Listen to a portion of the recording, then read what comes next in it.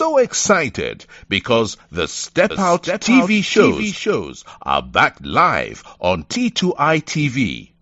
And for those who don't know, Step Out is a series of interviews and motivational segments designed to bring the best out of you and your business. Therefore, we have the following TV programs. Our first TV program, which is our flagship program, dubbed Step Out with Oscar Bimpong, is designed to interview consultants, experts, talented people, and those doing exceptionally well in their communities. The second one is Step Out SME Focus. This is where we interview business owners and showcase their products and services. The third one is Step Out Youth Impact Zone. This is where we interview young people succeeding against all odds to serve as an inspiration to other young people. And the last one is Step Out Authors Corner. And this is where we interview authors to share what their book is about to the world. Join us every week, like T2I TV on Facebook, and subscribe to the YouTube channel. To advertise or for further information, do WhatsApp +44 759 1152 983 or +233 55 580 3924 or email info@traintoinspire.com. T2I TV, we engage, educate, enlighten, and empower.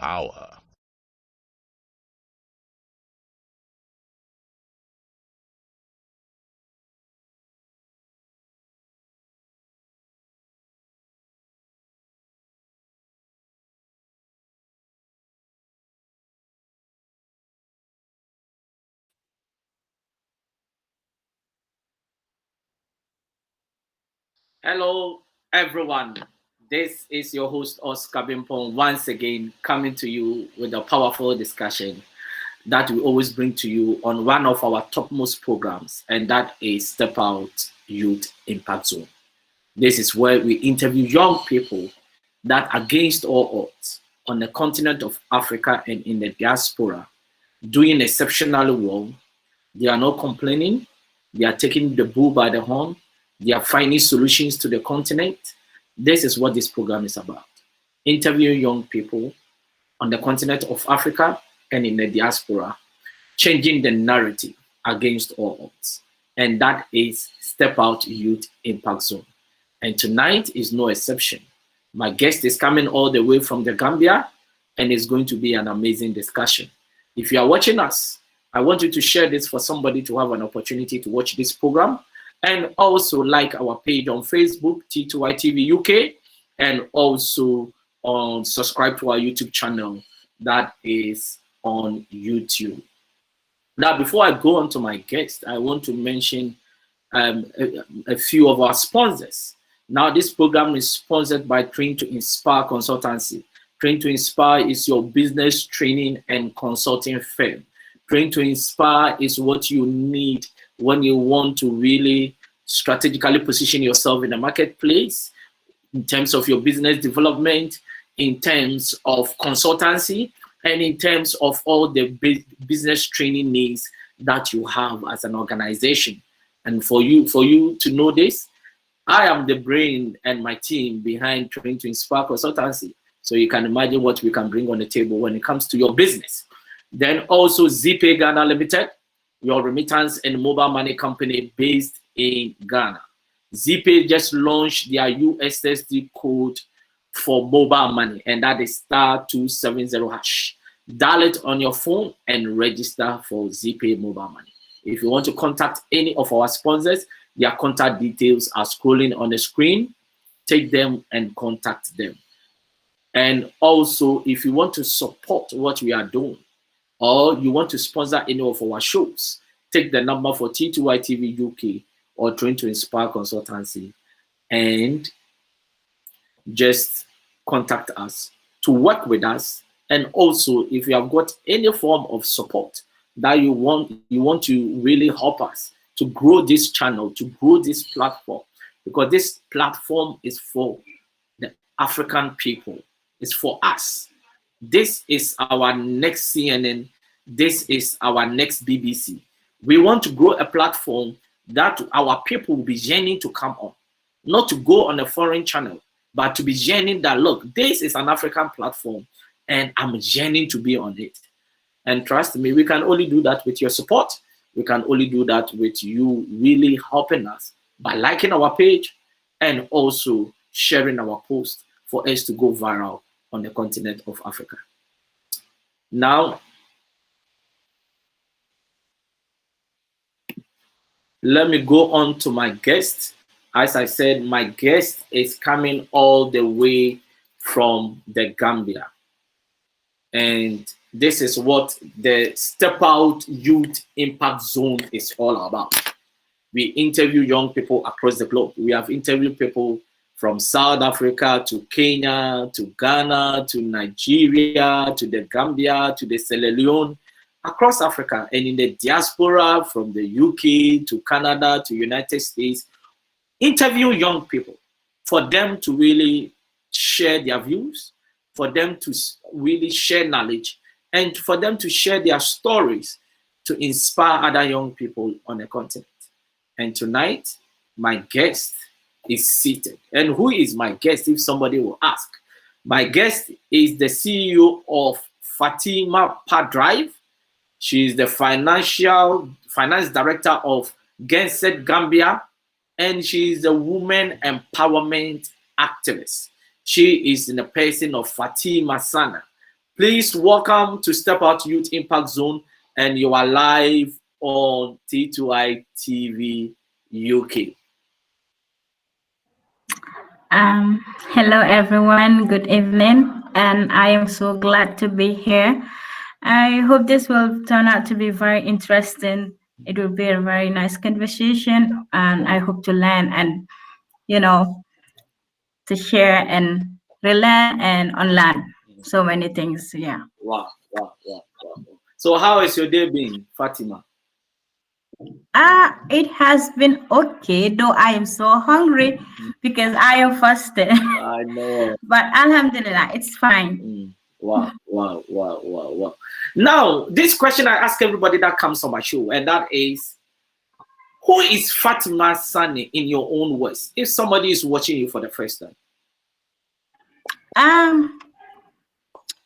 Fateemah Sanneh is someone that is so passionate about women and the welfare of girls and women at large, because of course I am a woman, so it will be so unfair not to be on my side. So the first thing I would tell anybody that meets me is that I am for women, with women, and all the time by the side of women.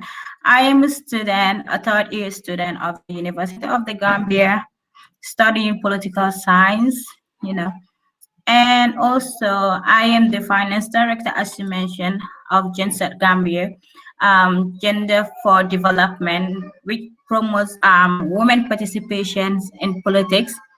And I am the CEO of Fateemah Drive, that provides sanitary materials and menstrual hygiene education for young girls. So with all of this, you will find out that I am mostly for girls and for women. Why for only girls and for women, not men? Yes, because yes, men are my friend, of course. But then if you say like women and girls are the most vulnerable in society, and men have been privileged for years. So yeah, I think women are in need of more to be empowered, and we need to be out there for equality. So I am all in for equality, for the fact that men have been privileged for years. So it's time for women to come on the forefront, so to balance the equation. So who do you think is responsible for this equality? Is it the men that have to give women chance, or women have to fight for the equality? Who is responsible for this? It goes both ways. I wouldn't say women should fight for equality, because equality must be a must. It is something that should be. And it's not a matter of who should fight or who shouldn't fight for it. It's a right for the woman. Whatever the man can do, if the woman is able to do it, she has the right to do it, and she must be given her due. So I think it's because of our society. Inequality has a lot to do with our society because we live in a male-dominated society or a patriarchy society. So let's say women have been lacking behind because of the mentality of the people we live in, believing that men should always lead and women should always follow. But with more sensitization and raising awareness that women can do it too, I think the society and the mentality of people will change. But to blame, it will be so awkward, like to blame women for inequality, because women have been trying, but then we face so many backlashes and pushback when we think like we're already there. We get shamed for something that men get praised for when they are fighting for position. So inequality, yes, men have been contributing to inequality. If I must be honest with you, they have been foiling patriarchy. In fact, men created patriarchy. So yes, they are to be blamed, and of course, the society too is to be blamed. Wow. Now let's go to our topic. Our topic is gender balance and its impact on the continent. And what do you mean by gender balance if somebody is hearing this term for the first time? Gender balance and equity or equality. Equality and equity must go together, like giving the person, like seeing the person as human. And when it comes to like giving jobs or giving opportunity to human beings or people in general in Africa, most of the time we concentrate on the gender, or rather concentrating on the person, what the person is able to do. So when we say gender balance, is seeing me as Fateemah, seeing me as somebody that is able to do the job, and not seeing me as, oh, she's a woman, she cannot do it because she's a woman. So when we start seeing people as because they are this, because of their gender, they cannot do this job, or because of their gender, they shouldn't be in this position, or because of their gender, they shouldn't be there, or these are the things they deserve, then there's an imbalance. But when we start to give the job to the person because the person deserves it for what she is able to do, because the person is able, because she's qualified to do the job, then I think things will be different. And yeah, there will be it will be balanced at some point. I know it wouldn't be easy because people don't like letting go of power, for the fact that those that have been in the forefront, or let me say men that have been in the forefront, have been privileged for years, and to them sharing this or having equality feels like oppression to them. So it will take a lot of discussion and a lot of radicalism to break this chain and bring in equality. Now, women have really taken charge of our homes, especially in Africa, even across the globe. Women have taken charge of homes and they have managed it so well, right? But when it comes to the corporate and leadership, women are far behind.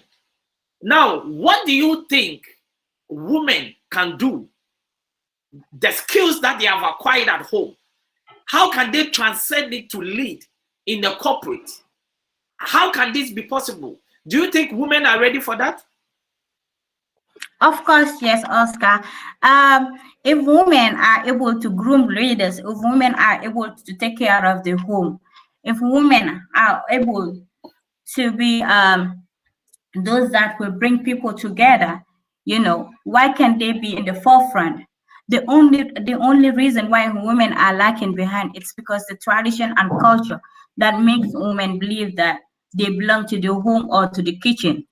For example, when as a child, when When we have like children at home at their younger age, like toddlers, or let's say in their early stages, for example, like a 3-year-old or a 4-year-old girl and a boy, let's say they are twins, a boy and a girl.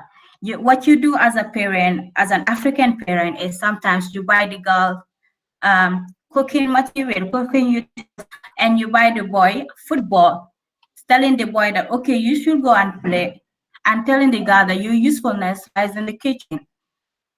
I mean, at that point, you are trying to say that girls belong to the house and boys belong to the street to go and look for something to do. And it's okay for boys to have fun, but girls shouldn't have fun. So you realize that even in Africa in general, like I'm in Gambia, I know a little about Ghana or some other places because I have friends there. When a woman is into politics, what they say, they term you as like the idle woman or the woman without, like you're too ambitious, and which is not even bad. They look at you as it's like you're not a serious woman, which is very wrong. Why can't they see it as you only want development to happen? Like why can't they see it as they see in the other gender doing it? Like the other gender is doing it very well, and the woman too can do it the same way. I think it starts at that place. And when we are growing as young girls and then you start asking too much of questions, they start asking you to keep quiet, like you cannot ask so many questions as a young girl, and that is where they kills the confidence of the girls. So when you grow up, you feel you don't have to be asking too much of questions. You lost hope in taking positions in the forefront, and at some point, um, men will keep saying women should come out and take positions. Women should come out, and but it's not that easy. We have to, they have to have the confidence in them to go out there and take the position. Another thing is when women come out to take position, they face backlashes from society. Some women are being shamed for being single just because they want to come out for position. Some are even shamed for being divorced, which which are characters or which are attributes that are not attached to the male candidates when they want to take up political positions. So you will see that there's inequality, or you will see that there's biasness when it comes to women participation in politics. And sometimes even at home too, women or even the wives are only given the most of the wives, like due to the patriarchal society, are just given information about what is going on in the house. Like you are asked to do something, but you are not involved in the decision making. For example, hey, let me call my wife for me. You should do this and that tomorrow. But okay, it's not like, what are we going to do about this? So I think it should be involving women in decision-making table, allowing young girls to be asking questions to build up their confidence and self-esteem. That as a way to encourage them to grow up and be involved in the decision-making table. In that way, they will be involved in politics, and politics is the way forward for every country. And without gender equality, then I don't see the African continent going forward even after 50 years. Wow. We just keep saying the same thing. Women should come up, women should lead, and no, we wouldn't have women in the forefront. If you are watching us, this is an interesting discussion, and I want you to share this for somebody to have an opportunity to watch this. Like our page, T2I TV UK, on Facebook, and subscribe to our YouTube channel. We have got so many amazing discussions, and this is just going to be one of the best, because I'm already enjoying the discussion. And if you are enjoying it, share this for somebody to have an opportunity to watch this. Now, let me ask you this, Fateemah. Do you think women lack confidence? No, I don't think so. Most, like, even as men, we have men that lack confidence, and we have those that have confidence. I am here, I have confidence, and I am talking to you. and I am a woman. So women don't lack confidence. Not all women lack confidence. We have some that only need some people to motivate them, because of the culture, like we have to be, women should be, let's say, we should know where to stop. Like society has some limitation when it comes to women, and we like to tag people good woman and bad woman. So perhaps some women don't want to be in the bad bad woman, category. They'll be very mindful of what society will tell them, especially when it comes to going in for like what they want in life, for example, politics. Because I don't know for other countries, but in my country, Ghana, we hear them say a good woman wouldn't be involved into politics, but a man a man can go into politics. So what is the difference between a man going in for politics and a woman going for politics? Are they not both human beings? So I think it's not about the confidence, just the confidence. It's about the labeling and the tagging, and everybody trying to, guard or safeguard your family name or your sanity, and you are trying to, stay at your comfort zone, avoiding people to throw tantrums on you or insults or, belittling you. So most of the time, women are not ready for that, perhaps. Wow. Wow. And the fact that they know that, okay, if I even go into this thing, like if I go into politics, I wouldn't get support from most people because the sensitization is still lacking behind. For the fact that even women, some women believe that women cannot lead a nation because that is what we were meant to believe. So we still need to raise awareness on that women can do it too. If we do that, then I think, because so many problems we face as women can only be solved as women. So talking to those women that only women can solve their problems because they know what they're going through, as a way of raising awareness, will enable them to, change their mentality about women leadership. And even some men too can change their mentality. I know some men are willing to support women into leadership, but then it takes sensitization and raising awareness, to the general public or people that being in politics as a woman or being into leadership in any form, in any sector of the country or in any sector of the government doesn't make you bad. It just makes you somebody that is willing to see change and is ready to take the bar to another level. Yeah. So it's not mostly about confidence, it's also about what we go through when we come into politics or leadership as Because women. the way I've been following what you are saying, and it looks like there is a certain tag on women that needs to change. Meaning that Definitely. there is a mindset that needs to change in terms of women. Now, who are the people that are supposed to change that mindset? And who are the people that are supposed to make sure that that mindset changes to the favor of women? Of course, I think it's the responsibility or it's the work of every person that is consciously thinking, not just women. Because if you want change in a country, you have to involve both parties. For example, if you want the pregnant woman to have a safe delivery, you have to involve another woman as a nurse. Not saying that men can't be nurse or men can take care of pregnant women, but I think it will be easier for a woman and a woman. So it's the work of everybody. It's the work of every individual, but most especially women, because we are the one facing the difficulties. Because women are the ones having the lowest paying jobs in the country. Women are the ones having maternal mortality. Women are dying because of pregnancy. Women are the ones at the farm, and women are the ones like they're the ones at the below the poverty level line.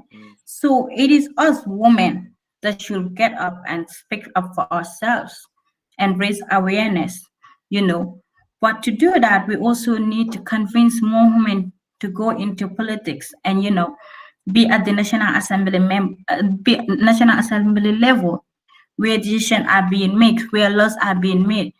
Because when you look at it, in every, like most countries in Africa, we are having rise of, rapes, domestic violence, and gender-based violence, and we keep talking, but we find out that there is still rise of numbers when it comes to those things. And then what do you think is the problem? I think the problem is the laws. We don't have laws that can, help us break these things and, get into another level of development. So women should be involved, and women should start doing this, like start talking to their fellow women about these things, like educate your fellow woman who doesn't know that, who thinks that a woman can lead her. If you can convince a woman that a woman can lead a house, not directly, but indirectly, women are leading every household. Because, and in most houses, in fact, women are leading financially, because it's their hard-earned money that they're using to provide lunch for the family, to provide dinner for the family. So if women can raise leaders, then why can't they be leaders? It all has to do with, trying to convince our fellow women to stand there for women, support women, and believe in women. If you believe in yourself as a woman, why can't you believe on another woman rather than believing in somebody that is not related to the same problems you're going through? Men don't get pregnant, so they don't know what you go through when you are pregnant. So they wouldn't even take it seriously. They would just, talk about it and, But as a woman, I know what a woman goes through when she is pregnant. So I'll make sure that there's a law that protects pregnant women. There's a law that will do a follow-up for women to have all what they need when they are pregnant. And I'll make sure, I know women have needs. I'll make sure that women have the jobs they need and they are paid. And they are paid equally, like men are being paid. So I think it's all about women supporting women. And women have been supporting women, of course. And okay, clearing the mentality that women don't support each other, because women have been supporting each other. My greatest support systems are women.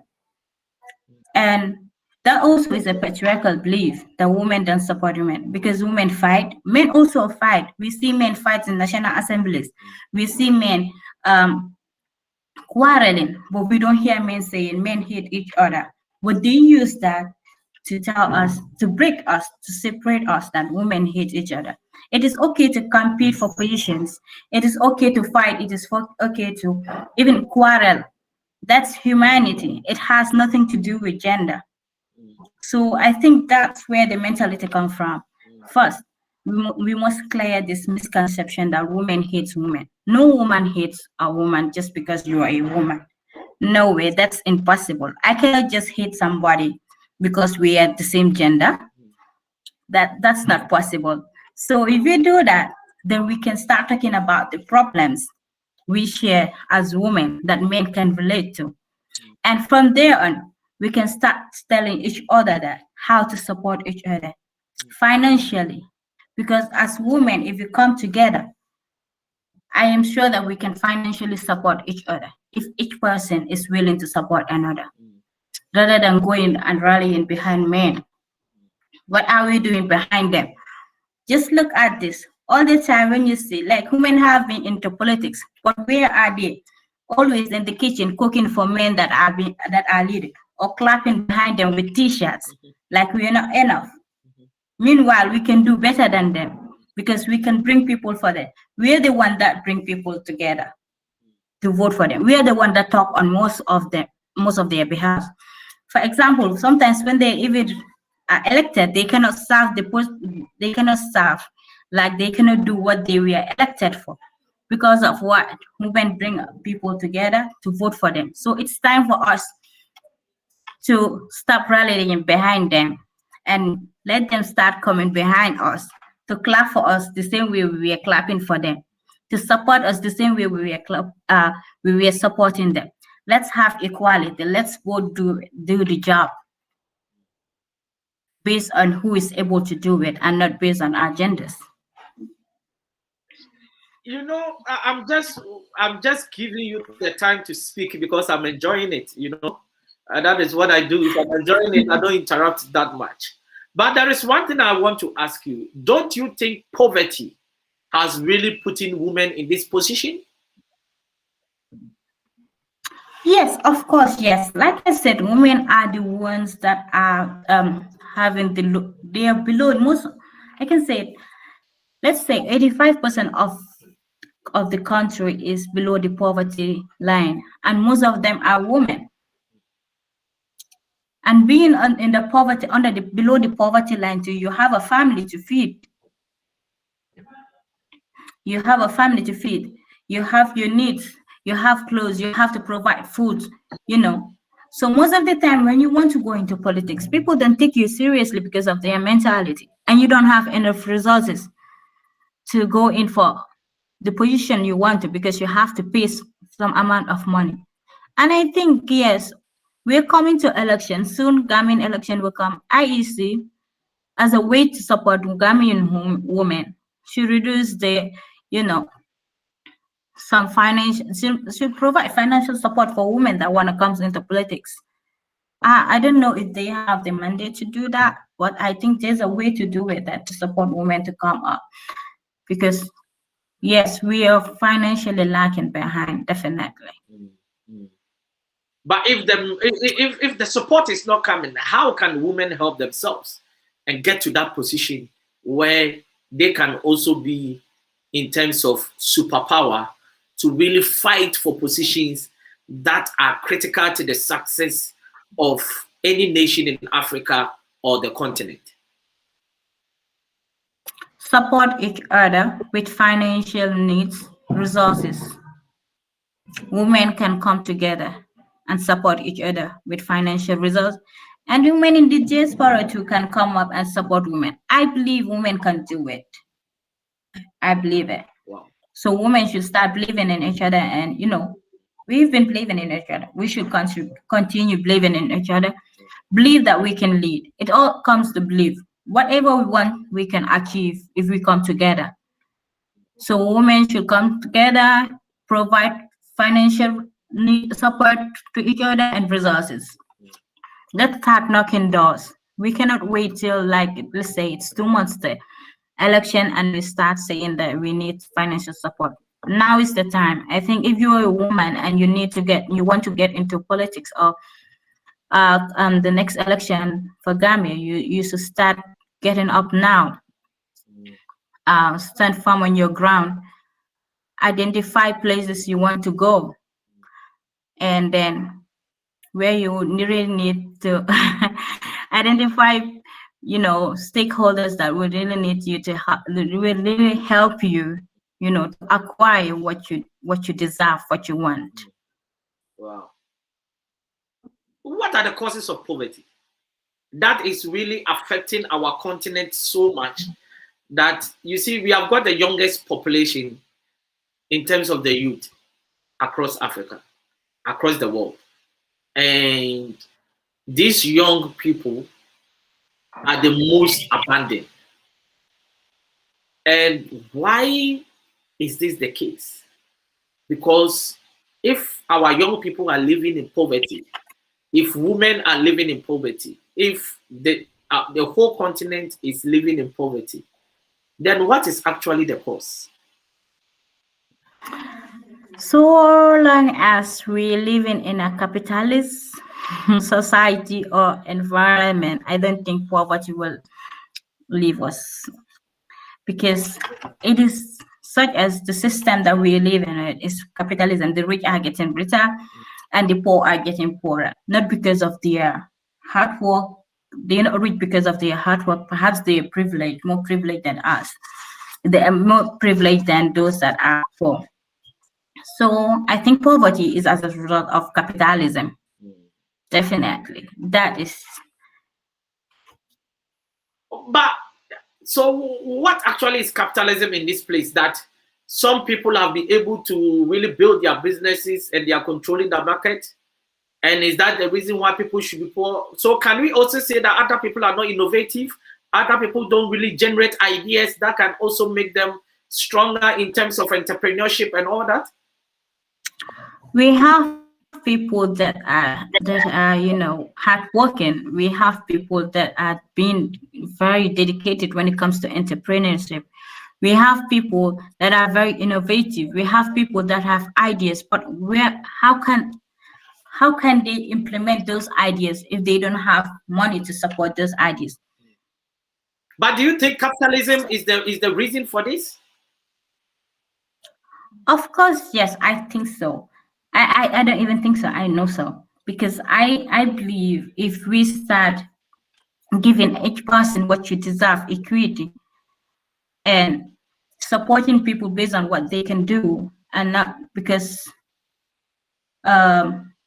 let's say, for example, the system is as such as those that are already able to do, and they are already identified as they can do, those that are already up there, privileged and rich, and they can afford, are doing more, you know, to keep getting up the ladder. And those that have little or nothing at all, but are just trying to grow, are just being, you know, step on again, and they're going below the poverty line, even as if they are trying. I would take an example from my dad. He's a very hardworking person. He has been working for more than like 28 years as a driver. He never skips work. In fact, he lives there. But then he's still poor. Do you think because he's not hardworking, or because he's not innovative, because he has been trying so many things, so many different things? Let's talk about somebody else again. We have people like the market woman. You go out every day, you sell things, you sell vegetables, you sell fish. You try in as much as possible to sweep the street. You try in as much as possible to do something else. But then capitalism is as if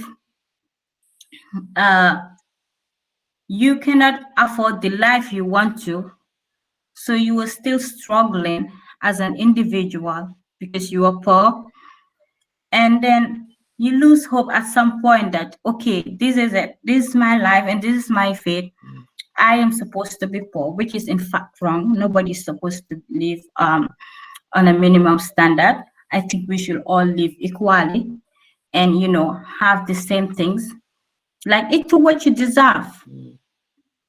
That way, if it was as such, like the privileged person was able to was glad to help the one below the ladder, but you find out that even the privileged person helping the one below the ladder, most of the time will find benefits to attach to it. Like, if I help this person get this, what can I gain from it?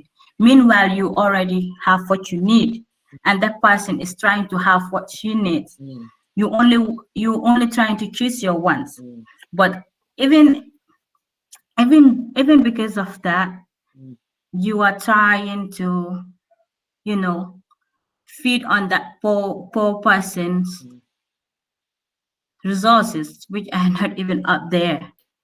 Wow. I agree with you to an extent, but look, capitalism has got its own disadvantages, but it also can have its own advantages. But I agree with you to an extent, but not totally, because look, somebody too can be a tomato seller, started poor, but they have been able to build their business, and now they are also controlling the market in a way. So it's not everybody that is at the top that were privileged. There were so many people also that started from humble beginnings, and they've been able to build. So you gave your father as an example. Your father has been a driver for 28 years. Now, the same period, somebody was a driver, but that person has been able to also buy a car or find an alternative way in the transport business to be successful. So I think it's not in totality 100% the fault of capitalism, but I can agree to you an extent in terms of or what you are saying. But let me ask you. But perhaps capitalism is not just about supporting someone when it comes to monetary affairs. Perhaps those people have been also privileged to have somebody to help them grow beyond the poverty line. And that itself is it's capitalism. It's not just about, helping somebody financially, but also it's about picking and choosing who you want to choose to, grow with you.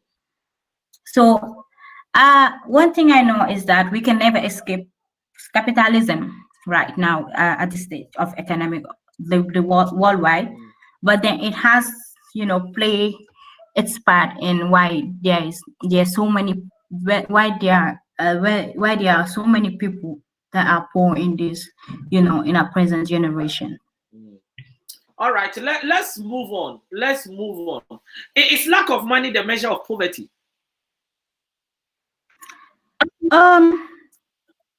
Yes, it depends too.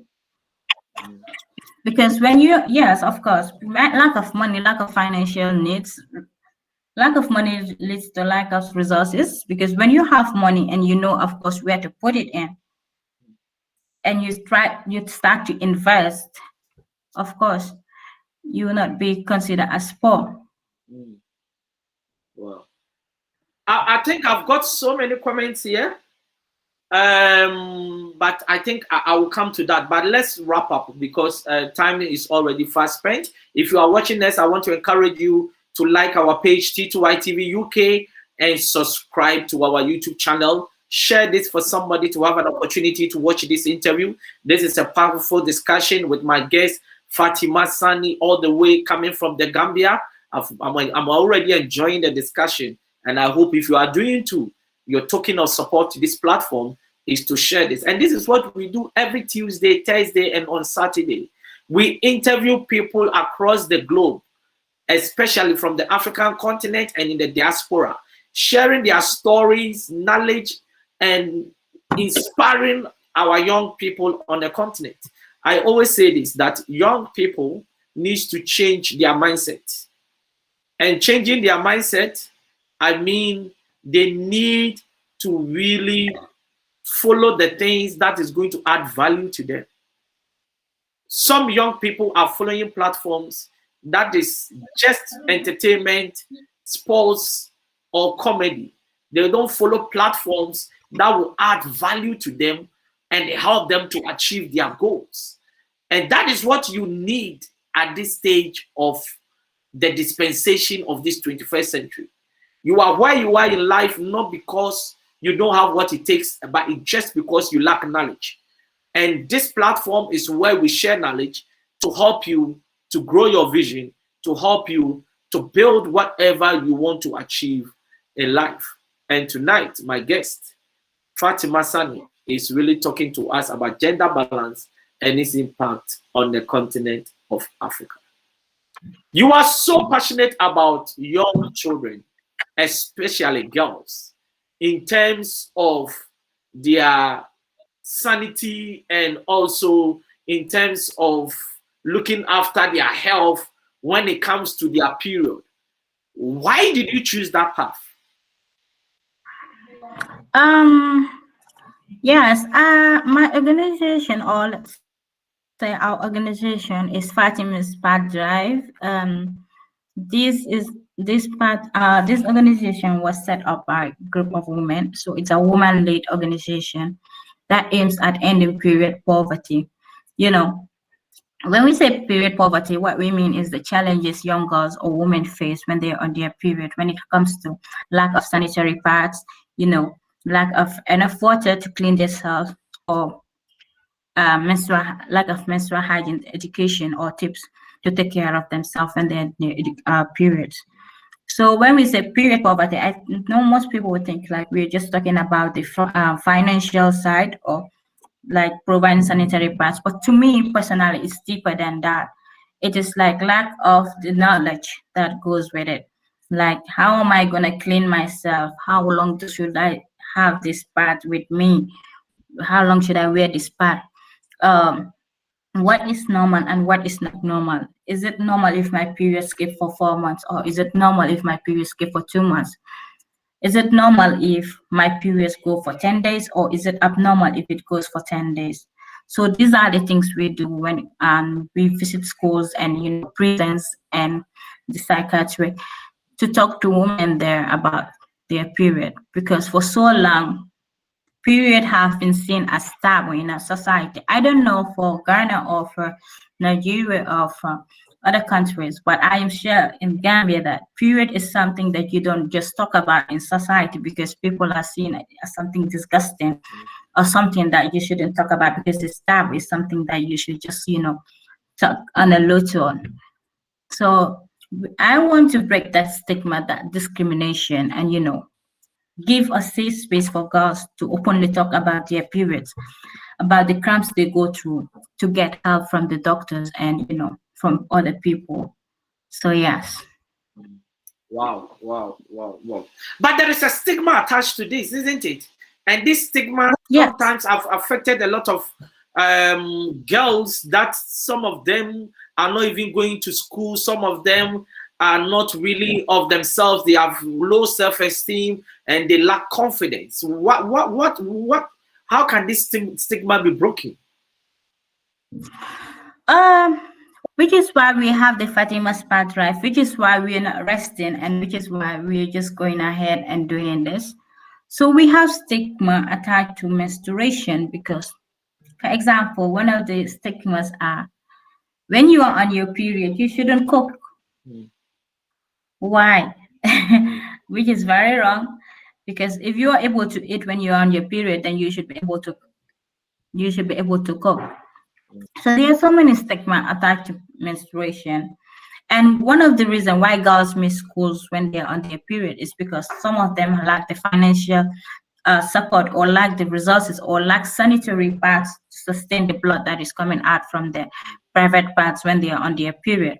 So because they lack those, and it's not provided by the government, they'd stay home and use maybe cloth or something, just something that will help them, keep the blood away. And they know if they come with that at school and they got stained, they will be stigmatized, they will be discriminated or laughed at us or stuff. Because I remember when I was in my 7th grade, and it was my 8th grade, I wasn't so I wasn't aware about this period stuff. I knew that I was going to see my period, and it was something that was going to come every month, of course. But then I was still ashamed of it, because where I come from, it was an extended family, and I don't see people talk about their periods. So to me, it was something that I should hide. So I was going to the bath, to the toilet to change my part, and then I had to hide my parts like it's something very illegal, like sort of an illegal drug. Okay, the part fell, and when it fell, the whole class was laughing at me, including the teacher, because to her too, it was something that was very funny. So everybody was laughing at me, telling me that, okay, you're seeing your period now you're a big girl and your boobs are big. I found that so embarrassing. And then I just had to pick my part, went to the bathroom, and I didn't come back to class. I went home and I skipped class for 3 days. But then all those 3 days at home, I was kind of traumatized. I was not telling my parents why I wasn't going to school. I just told them that I was sick. But then at home, I was thinking, what are my friends going to think about me, that my part fell off just like that? Why did I even allow my part to fall? So, it's kind of so embarrassing at that moment. But now I just think about that moment and I laugh, and I was like, what was I even ashamed of? That was something normal. Why was I even hiding the part in the first place? So sometimes you realize that it's not even about you, it's about like the society, what the society have been telling you, making you believe that period is so disgusting, you shouldn't even talk about it. Because most of the time, even as girls, we don't even talk about it within us. I mean, now we see people talk about it because sensitization are being made, people are raising awareness. But before, even to ask your fellow girl, do you have a part, you have to whisper and go down and say, do you have a part in the low tune? And just because we believe that it was not something to talk about, and boys to believe that it was so disgusting. So even during our sensitization, we have a boy told us that our mom told him that if he sees a period blood of his sister, then when he gets married, the wife will be infertile, the wife wouldn't be able to have a child, or then the boy will be impotent, which is which is not true. So he has been believing that for years, and will be telling the sister, when you are seeing your period, maybe you have to leave my you don't have to come around my room because I don't want to see the blood. And of course, if the woman take care of herself very well, I don't think you'll be seeing the blood all over the place. It's not like a blood that will be flowing all around the house. So those are the myths. Those are the stigma attached to menstruation, and because of this, girls are being silenced. They don't talk about the problems they face when they are in their period, or they don't even know if some things are, just maybe they're facing some kind of sickness, and they don't even want to talk about it because it's their period, which is very, very, very bad. But I hope with raising awareness we will get over it, but it will take a lot because yet still now we still have people coming to us with, okay, I had this and this about period.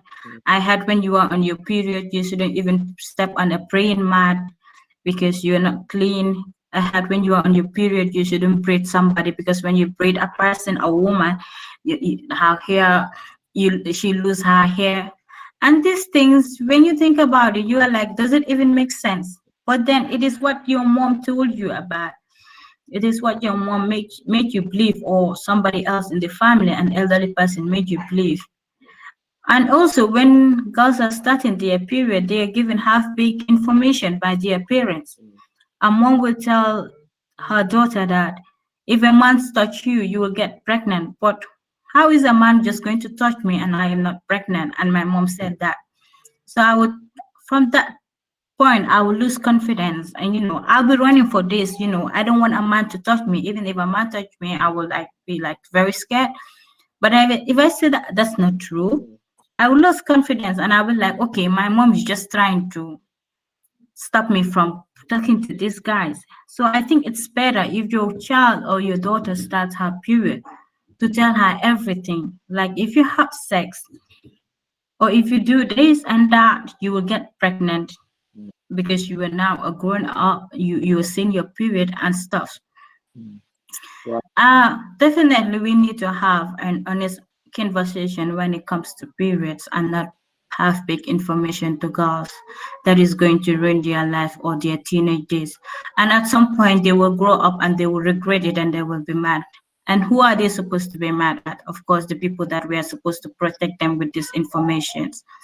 And these people involves the schools, the government, to take back sexual education in the schools, not just to expose girls to sex. No, we're not saying that, but to protect them.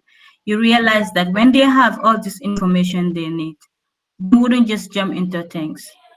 They will know what they are doing and how and when to do it. So it's like normalizing having sexual education in our house, in our homes, with our friends, with our parents. Parents should start having this discussion before it's too late. When your girl is growing up, you as a parent should know when you should have the discussion with her before she will learn it somewhere else in a way that you wouldn't like it, and she will not even, come and talk to you about it. Wow. Thank you very much. Time is already fast spent. Trust me, if the conversation is good, time really runs fast. And I think I've got some few comments here. I'm going to read a few of them. I've got Khadijate saying, much love, Fateemah from Khadija.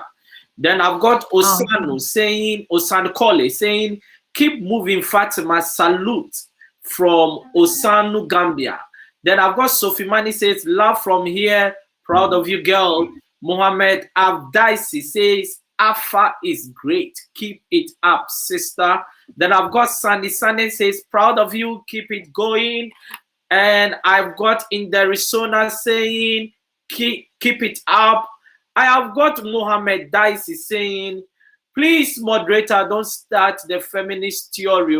Okay, she's too calm and considerate today. Out of usual, in Desan, Fateemah is champion. IYF in Desan is Gambian language. Then I've got Batim Koroma saying interesting. Then I've got Inderi Sona says keep it up, Fateemah. I've got Tijan Koroma saying playing gender card. I've got Janaba Jobate saying so proud of my woman. Al-Aji Mbub says keep speaking to the world. And Muhammad Daisy says great deliberation, our Afa. Then I've got Sharif Jobate saying wonderful deliberation, our Afa. Preach, my dear. Then I've got Janiba Jobate saying women power. Then I've got Sunny says Bana Wahal the man. I think he's speaking your language. Then I've got Sonny Mane saying thank you, Alpha. There is great need to support women with their needs. This could be financially, socially, or politically. It's high time we trash the mentality of women can't lead and support them. Then I've got Mohammed Daisy saying, Oscar, please next time invite Sonny Mani. She is another great man. Sonny Mani, if you are watching us, just send me a friend request on Facebook so that we can talk, okay? Then I've got Jane Emperor's film saying, this the prince. Fateemah and her team are doing an amazing job. They are breaking taboos and stereotypes. Go girl on this is just the beginning. Look, Fateemah, there are so many comments here. I think you need to find time and watch this. And I've got Benzani stands for raising awareness. Osanu Koli says, Wallahi, I love seeing my countrywomen going international. This is amazing. Yes, Fateemah, you've won the hearts of so many people. And I think you are really doing a great job. Thank you. If you are watching us, I want to encourage you to share this for somebody to have an opportunity to watch this interview. And we encourage you to like our page and subscribe to our YouTube channel. We are living in a world where distance is no more an issue. Fateemah is sitting in Gambia. I am sitting in London, and we are having a powerful discussion. That is what we do. And we want to grow this platform. It's an African platform for us Africans to share our views, to share our stories, to inspire ourselves to achieve the goals that we have set for ourselves. But we can't do it alone. We need your support. That is why we entreat you to like our page on Facebook, T2Y TV UK, and Train to Inspire Consultancy. That T2Y means Train to Inspire, and also subscribe to our YouTube channel on YouTube.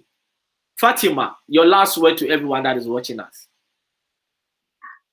I would like to say thank you to each and everyone out there who took their time to watch me.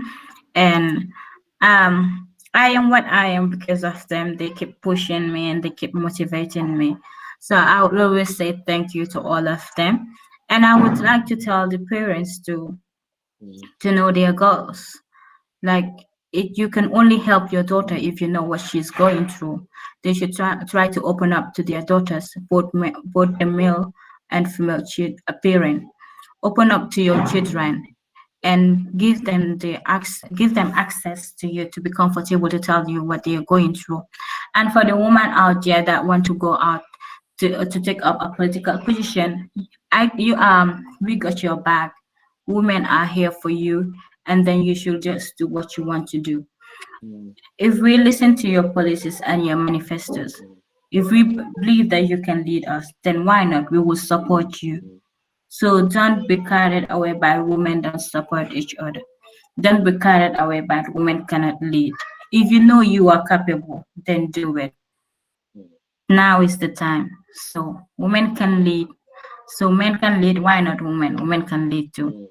Thank you so much for giving me the platform to talk about women participation in politics, to talk about the period poverty, and to talk about gender inequality, and a little bit of capitalism because I am anti-capitalism. So thank you so much, Oscar. I really appreciate this, and I hope we can have this another time too. Of course. Because the time is very short. Yes. We can always have this another time, because I really enjoy the discussion. People that come on the show are always raising the bar. And I'm so proud that, look, we are having people from different continents. To be honest, I've interviewed so many young men from Gambia. I think you are the first lady for me to interview. I've interviewed Kimofati. I've interviewed Mohammed Diba. I've interviewed Andrew Maines. I've interviewed so many young guys from, and even I've interviewed one of your aspiring presidents in Gambia. So most Gambians are not new to this platform, but you are the first lady that I'm interviewed from Gambia. So congratulations to you. You see, that is the gender inequality I'm talking about. No, but it's about the recommendation I get, you know. So somebody has now recommended Sophie, isn't it? Sophie Mane. So I said, if you contact me, then we can take the discussion from there. And also, if you are watching us, my new book is out. It's called Mindset Revolution, Re-Engineering Your Mind from Prison to Purpose. That what the continent of Africa needs is a mindset change. Some people say we need leaders. Now, the leaders that we need, if they don't have a different mindset, we are still going to have the same results. What we need is to have a different mindset that is going to drive a new leadership. And that is what this book is all about. Mindset Revolution, Re-Engineering Your Mind from Prison to Purpose. This book is on Amazon. And also, I'm trying to find a way to get it to other countries. But I think it's a matter of time. We are doing our production in Ghana. So Ghanaians are going to have their copies. But we are finding a way to really get it through to other countries.